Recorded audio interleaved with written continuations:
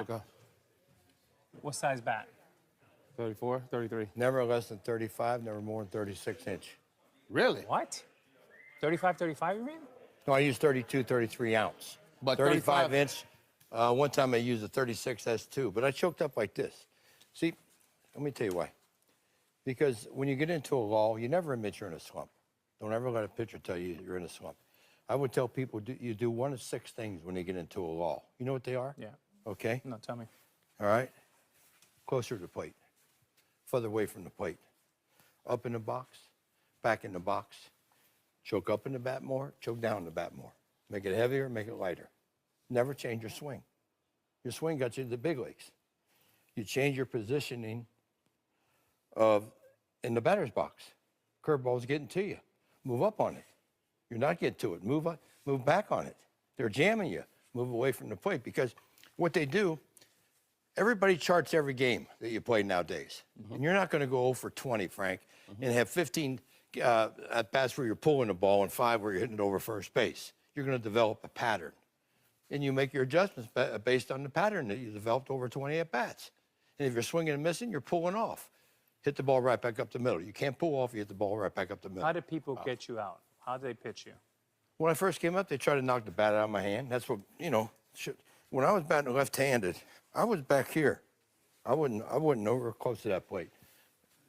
The only way you could jam me is if I swung the ball that far inside. But I went into everything.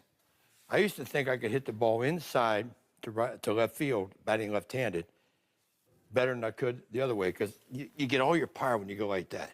All right? I can have the same swing. That's going to left field. This is going to center field. This is pulling. Just the difference in where my hands are. Same swing. Wow. Pretty simple. Pete, that's church. That's why you got 4,200 hits. Well, That's good stuff, buddy. That is really good stuff. I really like the back in the box, for the box, up in the box. Never thought of it like that. What was the pitch that Never gave thought you of the that. most trouble? well, fortunately, I didn't see many. A screwball. Screwball. Yeah. How about you, Frank? Because the that? screwball works against being a switch batter. Yeah, right. We don't get too many of those right on right. No. What was the pitch that you said gave you nightmares? I would say the best pitch in baseball is a slider, hard slider. Hard slider from a righty. With tight rotation. Right on From a right. righty. Righty on right, tight See, rotation. that one for me because it's always coming into me. Right, exactly. That's it's a big advantage to be a switch batter if Oh, you can hit boy. from both sides. Unbelievable. Yeah, it is. It is. For me, it was a split finger because I just looked like a fastball. That's tough, too. I Well, we didn't hit have a split good- fingers when I played. They called fork balls. Fork balls. Same thing. Yeah. You can always tell if a guy's throwing a lot of fork balls. You know how? The catcher's missing a lot of balls. Exactly. Pete, the Because they one- bounce them. The one pitch that you would have hated is this new cutter. I mean, it's really changed Yeah. the game. Yeah. Pete, could you I agree with that. could When you I first hit came in, the they didn't ephus? have those. Huh? The ephus pitch? No one threw that. No one threw it? Not except Bill Lee. He threw in the Tony President over the Jimmy Fund. What about Gaylord? Spitballs. Oh, okay, spitballs. But he threw him every pitch.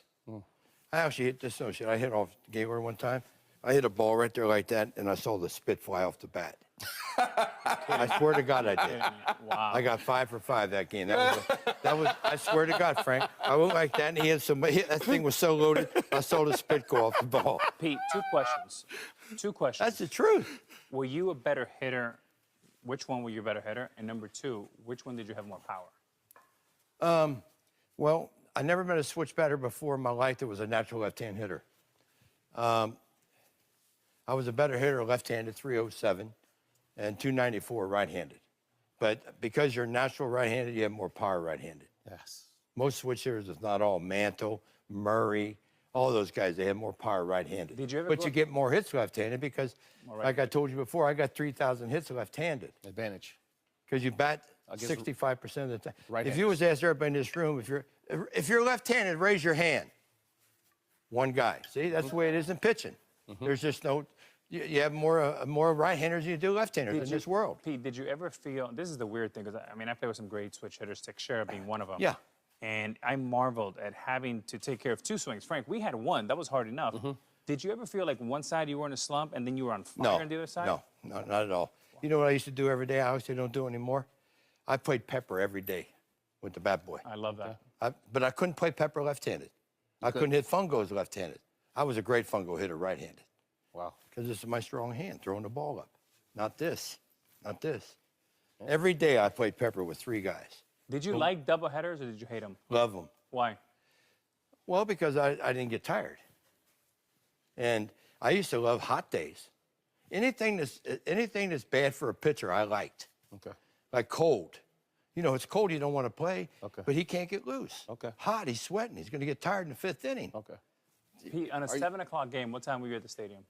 The older you got, the earlier you got there. Yeah, I didn't answer my question. What time did you get there? 3:30. Okay, that's not too bad. But back then, you guys didn't have a lot of batting cages and all that stuff. How'd you warm up? We had batting cages at Riverfront Stadium. Well, first of all, we had to take infield practice. Sparky day. used to say, if you can't take infield, you're not playing because there must be something wrong with you. Wow. I remember probably a good friend of yours, one of the greatest baseball men I've ever met in my life, Don Zimmer. Okay. He was on my radio show 2 days after he quit in Colorado, and Don Baylor was the manager. And I asked him, I said, Zip, it's not normal for you to quit baseball. He said, let me tell you something. He said, I told my wife, when it's not fun for me to go to the ballpark, when I go out to hit infield, and my third baseman's in watching TV, and I got a pitcher taking infield to third, and I got another pitcher taking infield to short, that was enough for me. I had to get out of there. No more fun. Okay. That's why he quit. All right, enough of this. It's time to go eat.